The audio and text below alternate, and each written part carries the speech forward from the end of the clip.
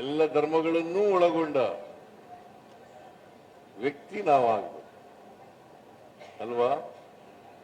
ಎಲ್ಲರನ್ನೂ ಒಳಗೊಂಡ ವ್ಯಕ್ತಿ ನಾವಾಗಬೇಕು. ಅದನ್ನೇ ಬುದ್ಧ ಬಯಸಿದದ್ದು, ಅದನ್ನೇ ಬಸವಣ್ಣ ಬಯಸಿದದ್ದು, ಅದನ್ನೇ ಬಾಬಾ ಸಾಹೇಬ್ ಅಂಬೇಡ್ಕರ್ ಅವರು ಬಯಸಿದರು.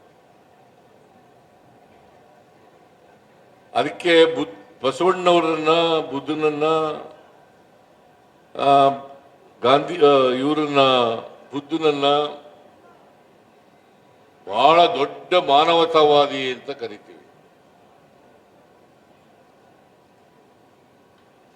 ಮನುಷ್ಯರನ್ನ ಪ್ರೀತಿಸದೆ ಮಾನವತಾವಾದ.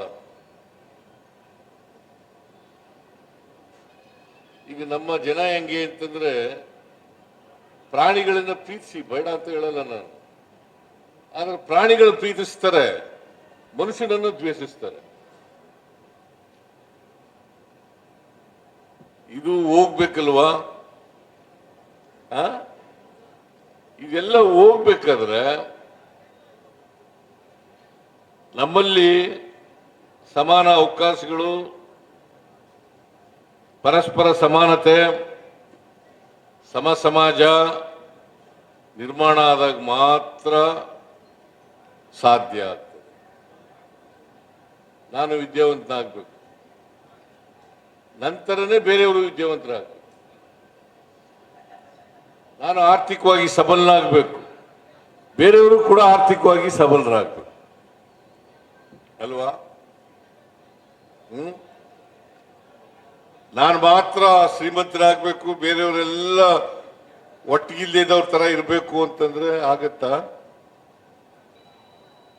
ಅವ್ರಿಗೂ ಹೊಟ್ಟೆ ತುಂಬಾ ಊಟ ಸಿಗ್ಬೇಕು, ನನಗೂ ಹೊಟ್ಟೆ ತುಂಬಾ ಊಟ ಸಿಗ್ಬೇಕು. ಅದಕ್ಕೆ ನಾನು ಹಿಂದೆ ಮುಖ್ಯಮಂತ್ರಿ ಆಗಿರುವಾಗ, 2013ರಿಂದ 2018ವರೆಗೆ ಮುಖ್ಯಮಂತ್ರಿ ಆಗಿರುವಾಗ, ಈಗ ಮುಖ್ಯಮಂತ್ರಿ ಆಗಿರುವಾಗ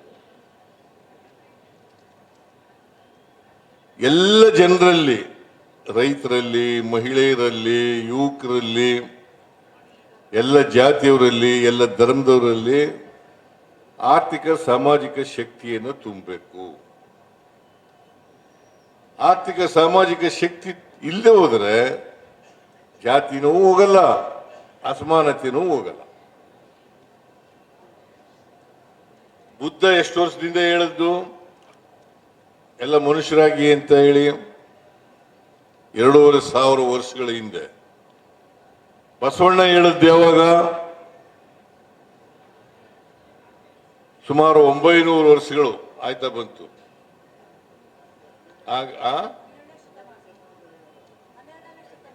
12ನೇ ಶತಮಾನ ಅಂದ್ರೆ 900 ವರ್ಷ ಆಯ್ತಲ್ಲಮ್ಮ. 900 ವರ್ಷ ಆಯ್ತಾ ಬಂತು. ಹೇಳೋದೆಲ್ಲ ನಾವು ಬರೀ ವಚನಗಳು ಹೇಳೋದು.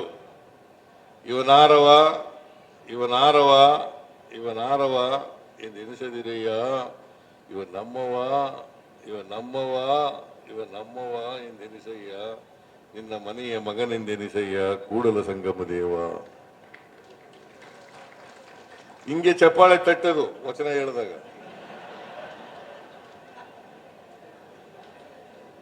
ಆದ್ರೆ ಅದರ ಅರ್ಥ ಗೊತ್ತಾಗಿದೆಯೇನೋ ಗೊತ್ತಿಲ್ಲ ನನಗೆ. ಇವನ್ ಯಾರು ಅಂತ ಕೇಳಕ್ ಹೋಗ್ಬೇಡಿ, ಇವನ್ ನಮ್ಮವ ಅಂತ ಹೇಳಿ ಅಷ್ಟೇ. ಇವನ್ ಯಾರು ಅಂತ ಕೇಳಕ್ ಹೋಗ್ಬಿಡಿ, ಇವ ನಮ್ಮವ ಅಂತ ಹೇಳ್ತಕ್ಕಂಥ ಪ್ರವೃತ್ತಿಯನ್ನ ಬೆಳೆಸ್ಕೊಂಡ್ರೆ ಜಾತಿ ಅದಾಗಿದ್ದ ಹೋಗ್ಲಿಕ್ಕೆ ಸಾಧ್ಯ ಆಯ್ತು. ಬಸವಣ್ಣ 850 ವರ್ಷಗಳ ಹಿಂದೆ, 900 ವರ್ಷಗಳ ಹಿಂದೆ ವರ್ಗರಹಿತವಾದಂಥ, ಜಾತಿ ರಹಿತವಾದಂಥ, ಅಸಮಾನತೆ ಇಲ್ಲದೆ ಇರ್ತಕ್ಕಂಥ ಸಮಾಜ ನಿರ್ಮಾಣ ಆಗಲಿ ಅಂತ ಹೇಳೋದು. ಆಗಿದ್ಯಾ? ಈ ಬಸವಣ್ಣ ಹೇಳಿದ್ದೆ ವಚನ ಇದು.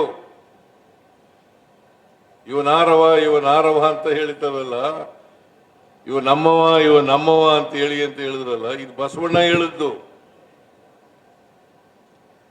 ಬಸವಣ್ಣ ವಚನ ಇದು.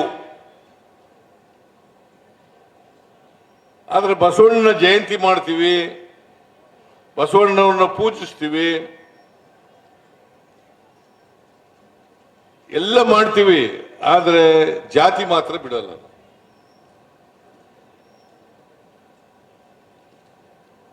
ದುರದೃಷ್ಟವಶ ವಿದ್ಯಾವಂತರಲ್ಲೂ ಕೂಡ ಜಾತಿ ಬೆಳೆದು ಬಿಟ್ಟದೆ. ವಿದ್ಯಾವಂತರು ಅವರಲ್ಲೂ ಜಾತಿ ಬೆಳೆದು ಬಿಟ್ಟದೆ. ನೋಡಿ ಎಷ್ಟು ಗಟ್ಟಿಯಾಗಿ ಮಾಡಿಬಿಟ್ರು ಅಂತಂದ್ರೆ ಪಟ್ಟಭದ್ರ ಹಿತಾಸಕ್ತರು, ನೀನು ಯಾವ ಜಾತಿಲಿ ಹುಟ್ಟಿದ್ಯಾ ಆ ಜಾತಿನಲ್ಲೇ ಸಾಯ್ಬೇಕು. ಈಗ ನಾನು ಕುರುಬರ ಜಾತಿಲಿ ಹುಟ್ಟಿದ್ದೀನಿ, ನಾನು ಬ್ರಾಹ್ಮಣ ಆಗಕ್ಕಾಗಲ್ಲ, ರಜಪೂತ ಆಗಕ್ಕಾಗಲ್ಲ, ವೈಶ್ಯ ಆಗಕ್ಕಾಗಲ್ಲ, ನಾನು ಕುರುಬರ ಜಾತಿಲೇ ಸಾಯ್ಬೇಕು. ನೀನು ನಾಯಕರ ಜಾತಿಲಿ ಹುಟ್ಟಿದ್ದೀನಿ, ನಾಯಕನಾಗೆ ಸಾಯ್ಬೇಕು.